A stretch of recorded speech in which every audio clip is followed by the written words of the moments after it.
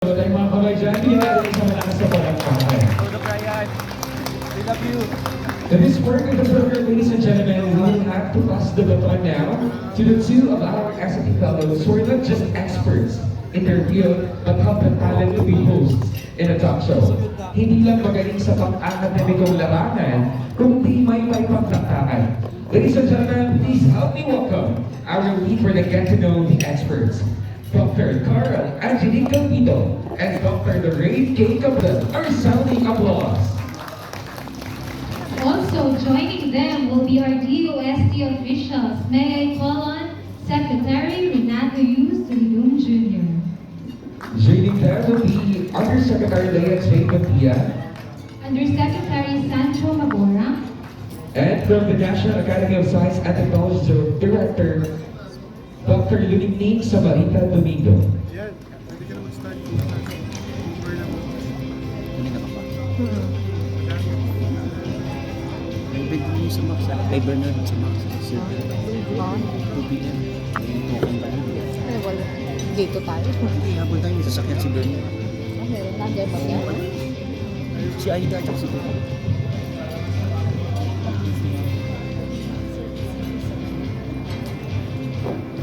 Good afternoon, everyone. How are we enjoying the third SNT Fellows Convention?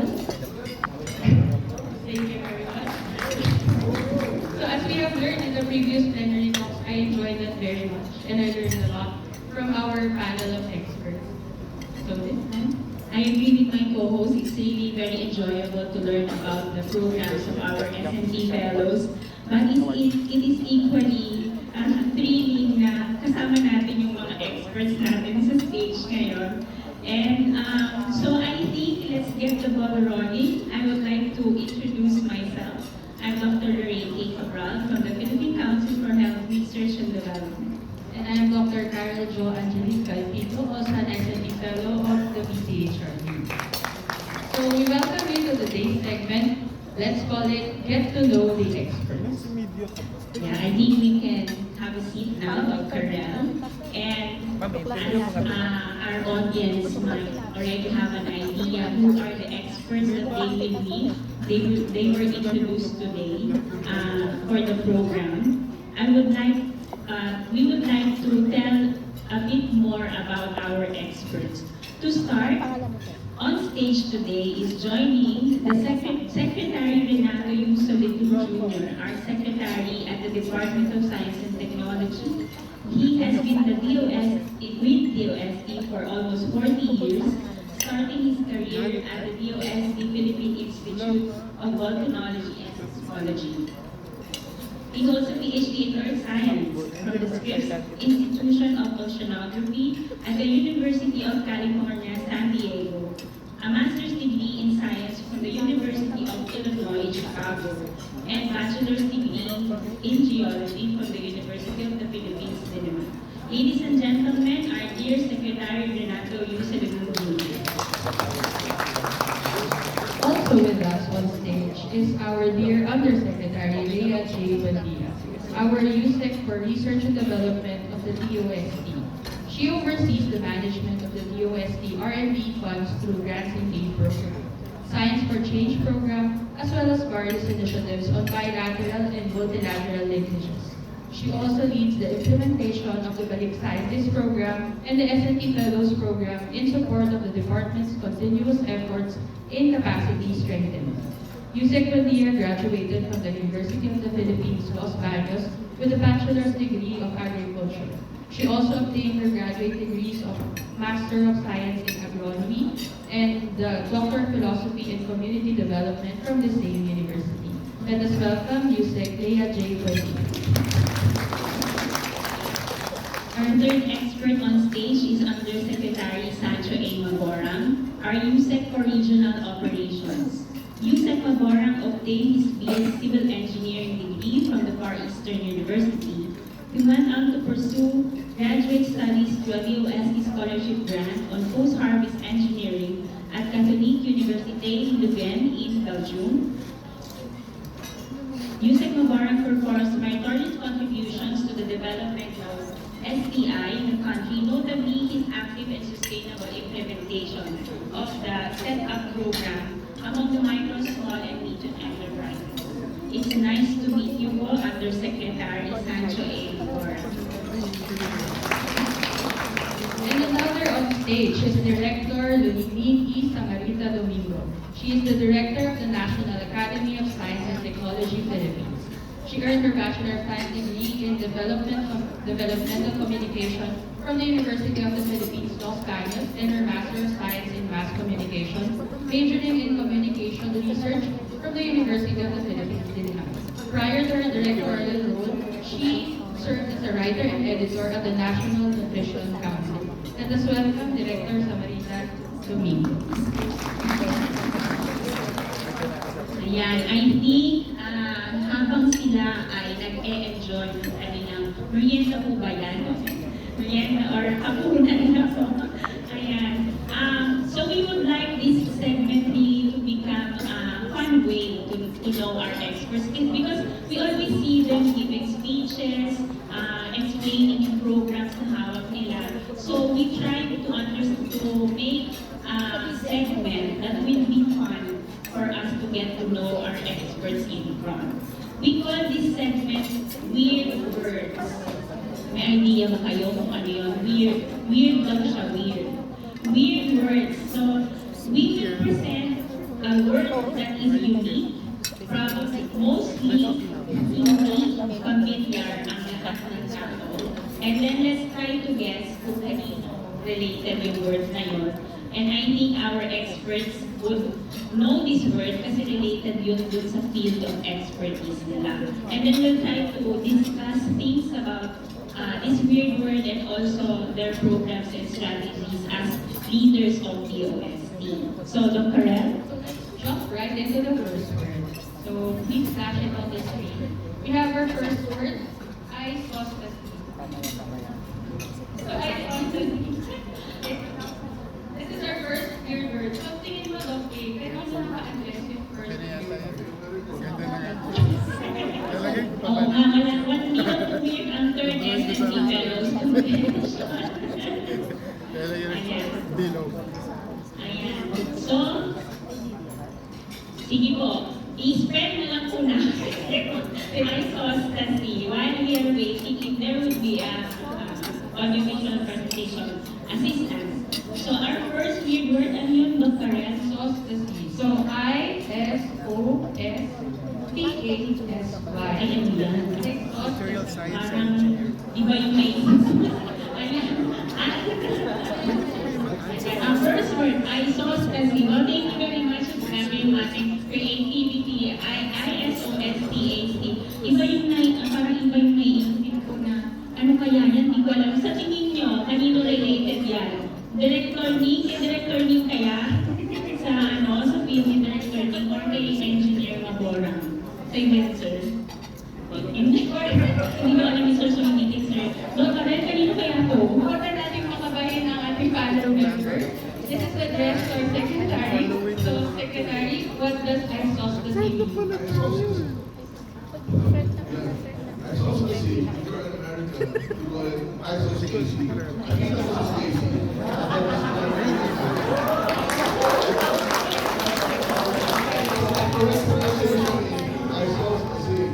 Iso means Kasama niya asawa. one. Hinahanap ko. Stas means stands still.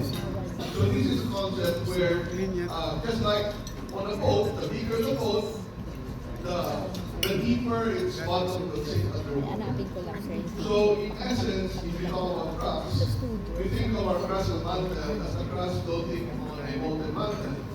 So the higher the mountain, the deeper its Alam ko na roots. sino yun. So one of us can complete ang lalim ng Jerome. kanyang or roots. Hindi siya isa. But that concept would only apply if the area is still really Yes, yes, pala siya. stable. So pagdating sa archipelagic country like the Philippines, hindi na masyadong maubra, but it's still okay. The higher the mountain, the deeper the slope. So that's isostasy. So in science, essentially you're so high that you should stay grounded. Wow naman, palakpakan naman natin ang definition ngayon. So, gets na natin at talagang ipa-challenge namin silang lahat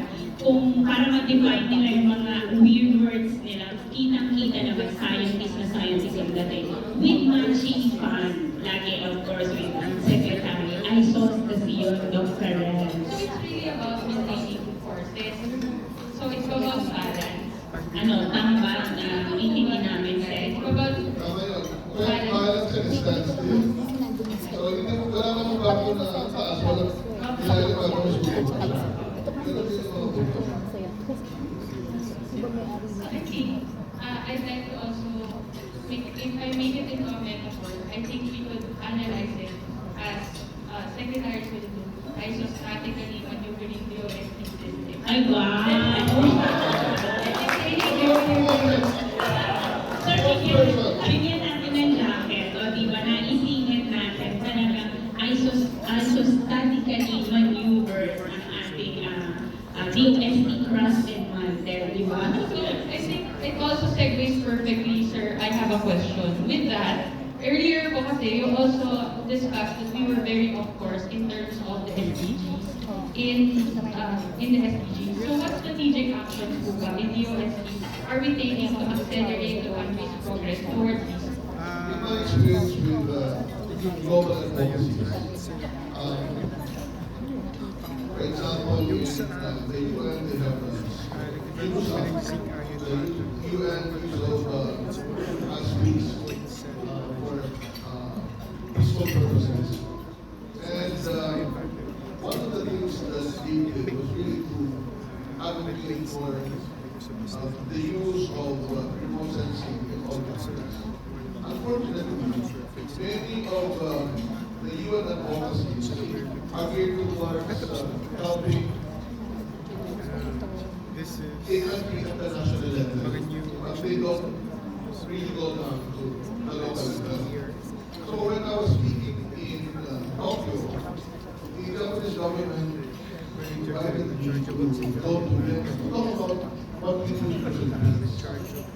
And after my talk, they told me that I'm the only person who can actually, I was the only person to talk about the global advocacy that we can apply not only nationally but globally. So given that background, if you notice, the sustainable development goals are for countries to really address. But it cannot be done unless we involve the local government. That is why one of the major programs that we have done for DSP since 2022 is to really scale up sustainable development goal advocacy by developing a program which is called the development of smart, sustainable communities. Now, I did not use the word cities because in the Philippines, cities are very exclusive. In other countries, it is everything and this one. It's a very and many local governments want to participate with us. Because now we can operate the sustainability goals at the global level. I think this is the appropriate way of doing this as we advocate for sustainability.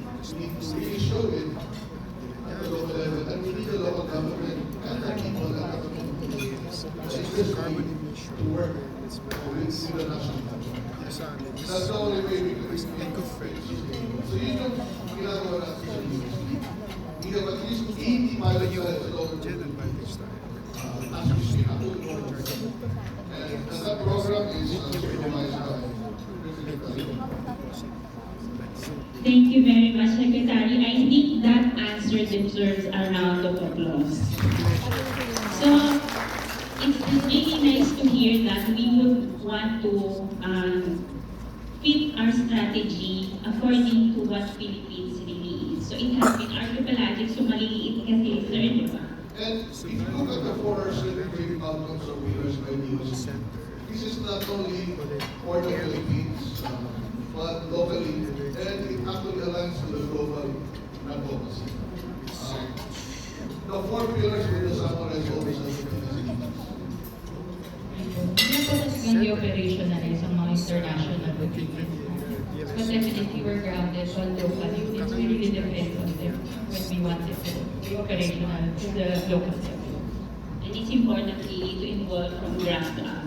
Kaya we hope that in the next steps that we will walk with with our secretary. We will go towards this direction. So let's move on. Ready na ba kayo dun sa next weird word natin? Do you have any idea? Our next weird word is edapology. Edapology. Karen, do you have an idea? Mas mahirap to kaysa kanina. I saw kasi. Pero I hope we're saying it correctly. Edapology. Tingin nyo, kanino po ito address? We still have 3 other panel members. At tingin nyo po, kanino address yung edapology? Kanino po kayo sa Yung secretary daw. Ito yung Secretary daw. Ay, sino sumagot kay yung Secretary daw? All one. Ayan, sige, bigyan ko ng prize yun. May prize na tayo. So this word is attributed to the field of USEC. USEC, may you enlighten us what does edapology mean? Kasama siya ng one of the subclass ng apology. Oh, gee.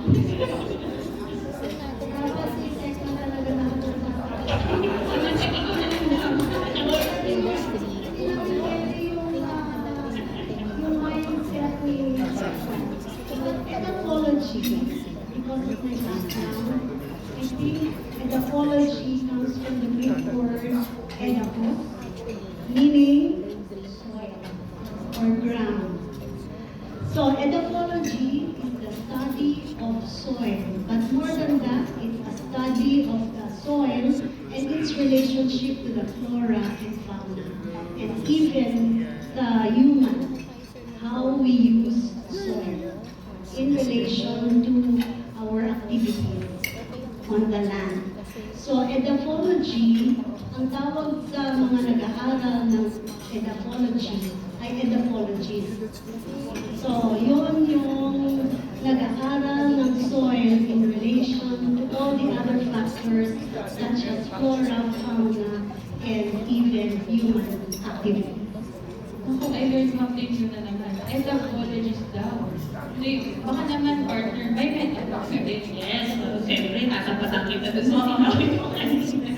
So, USEC Lea Benilla is our master edapologist who tends to our flora and fauna at DOST so it can enable its flourishment and further propagation. O, di ba? Pinasok ko yun. Ano hindi sila nag-enjoy ko? Nahirapan mo yun, nahirapan mo yun. Ayan, so, thank you very much for teaching us this, what this weird word means. So USEC, since meron din po question kay Secretary, sa'yo din po ma'am meron. It was mentioned in the UNESCO recommended number of researchers per million inhabitants. It's 360 scientists, while the Philippines only has 172. How is DOST planning to increase the number of researchers and retain skilled scientists and researchers and engineers within the country? Unang-una, yung 172 ay 2018 pa po yun. Medyo matagal na, marami na pong nangyari. In fact, I think we have been graduating scientists and researchers since we conducted our massive scholarship campaign. And siguro 500 every year ang nakapag-graduate natin. But even then, ang request sana ay ma-update na yung census na yun. And ang instruction sa akin ni Secretary, lahat ngayon ang mag-a-apply ng GIA, kailangan mag-fill up noong census form. Para malaman na sila ay counted doon sa number of scientists. But more than that, noon pa naisip ng DOST, in fact, as early as 1975, to retain and have a pool of experts. Number one, through the Balik Scientist Program. It started in 1975. Ibig sabihin, visionary na naman ang mga taga-DOST dahil naisip nila na ating mga scientists and researchers. Second, merong one expert. Yung one expert is a platform where you can talk with your experts para rin madagdagan ang ating number of scientists and researchers. Third, meron yung RDLIB. RDLIB are local scientists na nandito sa atin ngayon, but either retired na sila or may oras sila to mentor other researchers. And the fourth is the S&P Fellows, which started 3 years ago. These S&P Fellows adds up to the pool of experts that are comprising the number of researchers and scientists. And at the same time, they mentor also other researchers within a specific area and within a specific agency where they are assigned. Thank you, Yusek Leia, for sharing us these programs and strategies. So I think we all need to work together para ma-update yung program din. Kasi to be honest, sabi niyo nga po, hindi na siya updated. So marami na sa atin na ngayon nadagdag na S&P Fellows, mga bago nating scientists and engineers, ma'am. So when we were preparing for this segment, ang published data po kasi is the 172. So, pero we're moving up, we're catching up from the statistics. Kaya I think with the support of all the programs that we have, it's very nice to know that we are reaching what is recommended or in terms of researchers per member. So thank you very much, Yusek Leia. Etong next weird word, nakaka-curious din. Ano yung ating next weird word? So dalawa na lang, si Engineer Maboran sa si ayan, makadam. Ano ba to? Parang namang, ano ba to? Shazam. Pero, sa tingin niyo kasi between Engineer Maboran or si Director ni Makadam? Engineer, ikaw ang ulat. Ay, lalaki. Makadam. Acronym pala yung Makadam. Ang inubukan. Well, yung makadam ko sa na, hindi ko lang makakasing na. Well, makadam is a type of engagement. Usually this is done through a series of small stones on top of the other, best to be done in symmetry. And many civil engineers use this to reinforce or strengthen the structure. That's like an outcast and an overlay.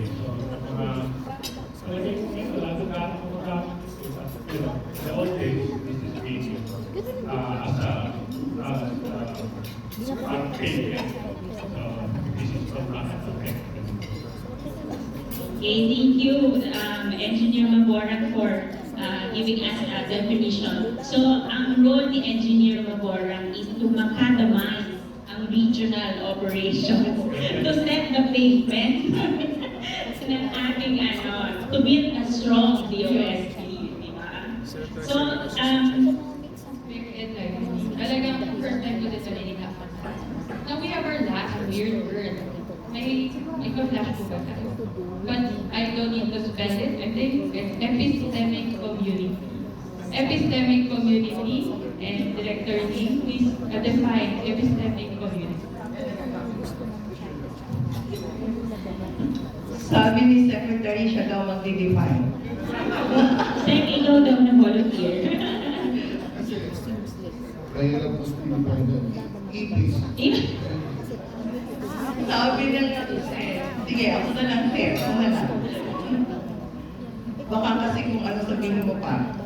An epistemic community is a network of professionals with recognized expertise and competence and an authoritative claim in a particular domain or issue area. So, yun po ang last. Sa totoo lang, sa kabuuan. Whether you like it or not. That's perfect because as director, she needs an epistemic community in NAS. So she works to inspire and encourage individuals to help overall development of the Thank you for teaching us this weird word, Director Samantha Domingo. So our question, Director, is could you share a message with our audience on the importance of foresight and policy making in strengthening and advancing our FBI ecosystem? Okay. So, integrating foresight analysis into ST&I policy making ensures policies remain adaptive and relevant to future technological development. Through the Paglalang 20, nag-advertise ako nga, 2050 STI foresight provides long-term visioning for key sectors like food, nutrition and health, water and energy, environment and space, and built environment, offering a strategic framework to guide the nation's development. Meron pa ako sa book. Research ko yan. Kasi alam ko baka tanungin niyo ako eh. Kaya may kodigo ako sa totoo lang, baka malimutan ko. Several foresight methodologies, including scenario building and horizon scanning, can be used by policymakers to anticipate emerging trends and align policies with future goals. Foresight mechanisms involving multidisciplinary and multi-stakeholders participation can institutionalize future-oriented thinking and create policies that are flexible and adaptive to evolving technologies. And also, there is a need to establish foresight units within government agencies so can operate and help integrate these insights into the system. Thank you. Let's give Director a round of applause for this answer. Definitely, that's very important. So I think we should also go back to USEC lab. So we also have a question. Sorry, you said. Given that this is the third SND Fellows Convention, we also have our co-fellows in the region. So we would like to ask what impact do you envision this has on the local R&D initiatives and regional capacity? Napakaganda ng iyong tanong. Well, we envision talaga since the start of this administration that not only the Republicanos but the Holy Science to be more engaged in the provincial and regional offices and operations. What impact? Ang gusto ko sa SNP Fellows ay maging SNP rock stars.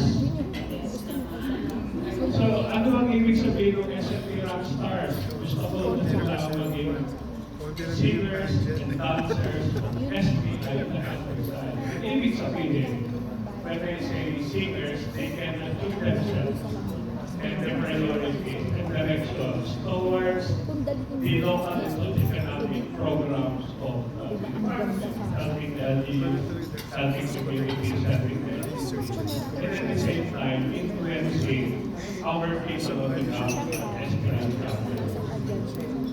Yung dancer naman ko ay, that's the way and be agile and be flexible so that, minsan kasi ang mga SNP fellows natin, yung mataas yung kumbaga level ng nakikita nilang intervention. What we would like is, yung maintindihan nila yung pulso of pulse on the ground and to be able to not only extend assistance on a higher level, but to come up with ideas and activities that will not also help the poor and the marginalized. Baka sa tingin ko talaga inclusive sila. And what we would like talaga ay ngayon kasi apat pa lang ang na-engage namin SNP Fellows. Ang gusto namin ay sabi ko na kahit apat na raan doon sa mga probinsya, tayo na malalayo, sa regions na may hirap, sa mga probinsya na hindi pagkakatong-develop, and to be able to, for the communities and the stakeholders, especially in the ecosystem, for them to be felt and for them to be rock stars, SNP rock stars. And ang bottom line talaga ang bottom line sa mga rock stars. There is like, Narinig niyo ba yun, SNP Fellows? We need to be rock stars. So, ready na ba kayo mag-sing and dance? Oh, yes, parang nagkami na ng energy. Yes, welcome ka na. Okay, so, since it was a call for action from USEC Babora, ang next natin is si USEC Buendia. Youth Undersecretary Leia, would you give a message to inspire and encourage our Filipino S&T experts out there to join the Fellows Program? Since nasabi po ni USAM na kailangan pa lalo sa regions. Invite them to bring their talents to the OST and contribute to the expo. Thank you. Dapat si Secretary pa ulit message. Nonetheless, nandiyan po ang DOST to support the scientists and researchers, particularly the young scientists and researchers who could provide the agility, the talents, and the fresh ideas to the different areas that are emerging, and at the same time to the different agencies that needed most yung kanilang mga talents. We are here to support. I think the OST is in support to the S&T Fellows. If you will know that we have about 800 million pesos for the next 5 years that the S&T Fellow is being implemented. Ibig sabihin, kayo po ay kakaiba. Dahil po, in terms of salary, mas mataas po kayo kisa doon sa mga regular na mga researchers. At the same time, ang mga napipili po sa S&T Fellows are the experts in their field. Kaya po, we expect more from the S&T Fellows dahil the support is there from the UST. So I enjoin everyone who was not yet an S&T Fellow to join the OST as an S&T Fellow. We have not reached our target this year because kulang po ang nag-a-apply.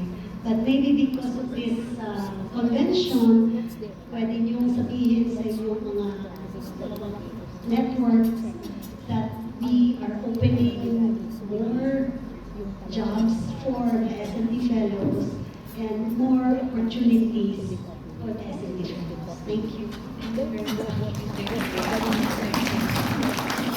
Before we let our experts go, may we ask our Secretary Solidum to challenge and motivate us with the vision of the DOST with ensuring the 4 strategic pillars are firmly established to benefit our and to include to serve how the SSC Fellows fit into that vision. Before I forget it, you can thank all of you for being S&T Fellows, for doing our focus to really make an impact to our society. As you know, science, technology, and innovation are the transformative agents for social and economic development. We can transform lives of individuals, families, businesses, the community, and the country. When I was asked by many people years ago why I returned to the Philippines and not stayed in the US, why I'm still in government. Simple lang naman ang pangarap ko at sipa. I could have stayed in the US and could have earned money, but I felt that I would have more impact by returning to the Philippines and continuing my work at the US. Contentment is a relative experience that some of you might say that you need money or for you contentment is helping people. And when I saw people I worked with presidents down to the very most of me. And I really felt very contented when I see more people, those that are working with you, making sure that they participate in the program. When you go to the communities, whether you're SNT government, they will really feel very important by staying with them for a long time. I usually stay with the communities for several days, or in meetings, because when they see that you spend time with them, they will feel clear. And scientists are really seen as something very special by people in Southeast Asia. And when we say something, they follow. And we're one of the most political agencies in government. The thing though is, each of us will have our own individual plans. Each of us will want to do something. But collectively, we can do. That is why, with the guidance of all the officials and ministers, we have crafted the 4 strategic pillars because this will make meaningful impact to Filipinos. I have been saying globally, this is my expertise for exposure to South Africa. And now I have been saying that despite the challenges that we face as Filipinos because of our context, there's still a lot of poverty. We are facing a lot of disasters, but despite all of this, the mere fact that you have graduated with your master's or your PhD, and I would assume you have excelled in your own field. I remember when I was in Chicago, we had our first exam in one of the colleges at Uganda. And the professor said the score was so wide in distribution. One failed, and then one scored 105 or 100. So my friend, he's from Africa, from South Africa. Innocently asked a question. He asked me, did you get the lowest? Pwede naman ang tanong ano was all? Ikaw lang dati, did you get the lowest? What can I say? I got high. Actually, we're surprised by the normal person, but yes. And I think I'm a proud Filipino when you study, when you work hard for an exam. And I think you can do that. So with our perseverance, with science, technology, and innovation, and with our collective work, we can all work together for the economy. We can really be victors over poverty, and we can become victors over disasters of our countries. I really believe that. Binigyan tayo ng Diyos ng kakayahan, ng karunungan, para makapag-isip ng magandang innovation para sa ating kababayan. And then, let's do it and let's work together. But the challenge is how to scale this up so that we can have more impact for the whole country. And I think you as still very young, and you have more ideas now than before compared to us. You're more equipped with technology than us. Would have the better chance of impacting the lives of people. And I hope that in your stay in DOST, you'll be able to see that we are one of the agencies that fully value people's lives. And with our program, we can really impact them. So my call is for you to hopefully continue working with us to reach others, to work with us and join our advocacy. That through science, technology, and innovation, we can change the Philippines, we can change the Philippines. So, yun lang, hindi naman masyado mataas na pangarap kasi alam mo natin. Now, I really like the mindset of the youth. The mindset of the youth would be that if you have an idea, you will think of the positives for the process. Ano pa kinama? Then the next question would be, is it possible to implement this? Then the last question, this is the third P. Okay, ano ba yan? Ano ba yung problema? But unlike some of us who are experienced, Bilingual section. because of our experiences, we have the tendency to dismiss ideas right away. Kasi alam na natin na may problema, parang naging sarado minsan yung ating pag-iisip. Akala na natin wala nang solution. But I think, sabi natin kanina, maraming solutions that we can actually provide. So, we hope to be young men in the mindset that the youth has. And so, by joining your youthful enthusiasm, your skills, your talents, and experience, you can work together to be a DOST, and not only DOST, but to government work for the people. So, please engage others and engage them to work with us. Because contentment in life is not just Kaya naiinis ako na si how we are able to assist your own family. And so, to end my introduction, nasagot-sagot sila. Walang respeto sa akin. Distraction niya. let me share with you how to manage not the youth, but most people now in this world, because the world's so concerned with speed, with entertainment, with things not too hard, and feeling of entitlement. And so as SNT fellows and as managers, we should not need to control, but be able to connect to people so that we can relate to them and explain how things should be done. Because you cannot just convince people if you don't have a relationship. That's why the regional and provincial offices are very important. Don't think informed, kasi ang dami ng information ng makala, but we will help them interpret the information that they have all over. Magulo na kanilang pag-iisip, and be knowledgeable should help them interpret. Huwag natin sabihin na ito yung dapat mong gawin. We should actually, as teachers or as scientists, we should ask questions so that they can form their own conclusion.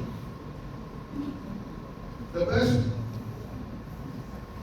education is not only from delivering them lectures, but also by helping them gain answers from experiences in the field or in the laboratory. We get most of our answers in the laboratory that we learn from lecture, right?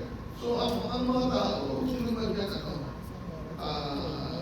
mahirap i-convince pag nakita nila na ito pala yung ulan. That's why yung inyong ginagawa as a TVLO can be the answer to convince them. Kasi nakikita nyo yung use cases na umulan. And lastly, we are not managing things. When we talk to people, we should actually mentor them so that they can help themselves and make our efforts more sustainable. And so, ang importante, we try to do our best. We work with them and we keep them as our partner. We co-develop and co-implement things for them. Such empowering words, Secretary, and thank you very much to all of our experts who has joined us in this segment. We at the OSD, through the various programs, continue to provide central direction for science and technology and innovation and formulate policies and projects to support our national development. Our leaders and their arsenal of people, including a wide array of experts, create the platform and inspire our younger generations to innovate, invent, and discover to contribute to our country's progress. Let us give them another round of applause. Magandang hapon sa ating lahat.